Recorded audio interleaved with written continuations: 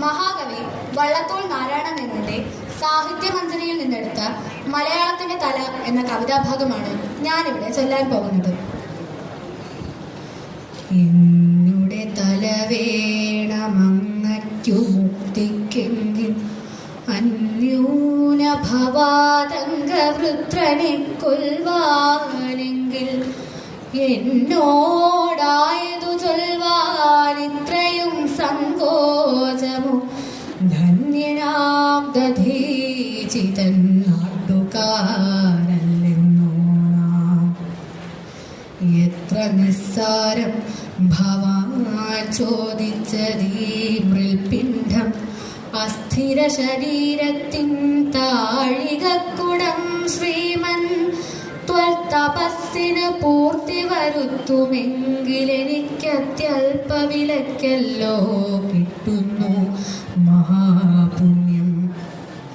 അർത്ഥിക്കാൻ സഹജമാം ചട്ടയടർത്തേകി മൃത്യുദണ്ഡിനു നേരെ മാറുകാട്ടിയ കർണൻ നമ്മൾ തൻ പ്രപൂർവികനാണെങ്കിൽ എന്നെ കൊണ്ടെൻ ധർമ്മമേ ചെയ്യിപ്പാൻ എന്തിനു മടിക്കുന്നു.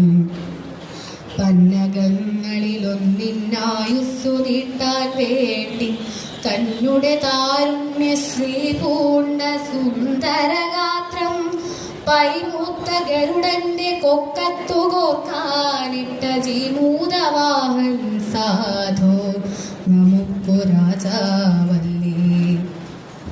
ദീനനാം പിറാവിന്നു പകരം പരുന്തിന്റെ തീനിനാൽ ശിബി പണ്ടു തന്നവയവമാംസം കൈവാളാലരിഞ്ഞപ്പോൾ തെറിച്ച ചെഞ്ചോരയാം കാശ്മീരക്കുറി മാഞ്ഞിട്ടില്ല സ്മൽക്ഷിതിക്കുന്നു. ലോകത്തിൻ സുഖത്തിനായി ദുഃഖങ്ങളൊക്കെ തങ്കലാകുവാൻ ആശംസിച്ചതേതൊരു മഹാത്മാവോ ആനന്ദിദേവരുടെ ദേഹജ ഭസ്മാണുക്കൾ പാറിടുന്നുണ്ടങ്ങി നാം ശ്വസിച്ചിടും കാറ്റിൽ.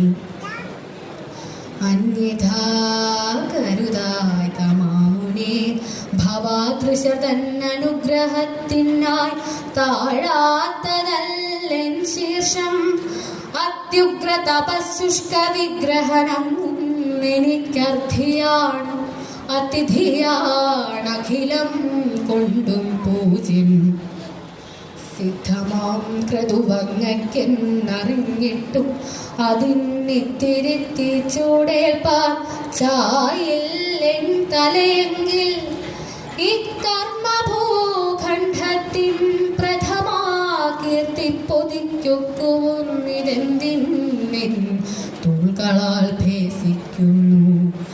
ആനന്ദ കുളിർ ബാഷ്പമാകിന ജലത്തോടെ ഞാനിതാ തന്നേനങ്ങു ചോദിച്ച ഹോമദ്രവ്യം ശിഷ്യരിലാരും ചാരത്തില്ലാത്ത തക്കം നോക്കി ശിക്ഷിതാത്മാവേ കൊണ്ടുപോയിക്കൊള്ളിഷ്ടം പോലെ.